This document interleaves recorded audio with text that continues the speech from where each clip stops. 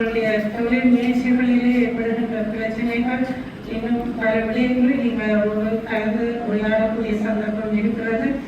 Nava Private Limited, Capital Private Limited, and Visionary Leadership have been instrumental. We are excited to share with you the strides in the District Industrial Forum to government collaborative industries in it comes exporting and marketing Palmyra products, handloom. இன்றைய தினத்திலே மட்டக்களப்பு மாவட்டத்துக்கு சிறு கைத்தொழில் அமைச்சின் கௌரவ அமைச்சர் திரு ஹந்துனேந்தி அவர்கள் விஜயம் செய்திருந்தார். அவர் முக்கியமாக 2019ஆம் ஆண்டிலே பல மில்லியன் செலவிலே அமைக்கப்பட்ட தொழில் வலயம் தொடர்பாக இங்கு அவர் பேசினார்.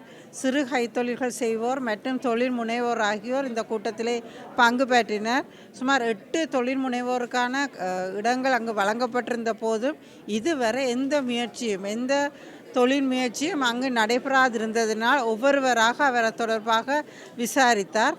அது மட்டுமல்ல, சிறு கைத்தொழில் முயற்சிகள் செய்வோர் கூட தங்களுக்கு ஒரு இடமில்லை என்ற கோரிக்கையை அவர்கள் விடுத்திருந்தார்கள்.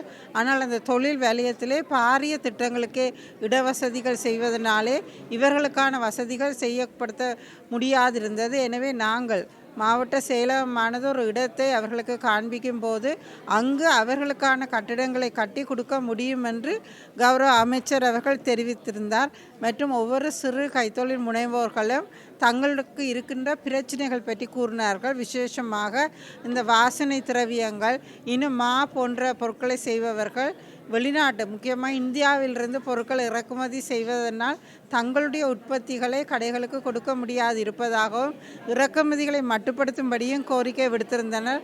அது தொடர்பாக ஆராய்வதாக கௌரவ அமைச்சர் அவர்கள் கூறியிருந்தார்.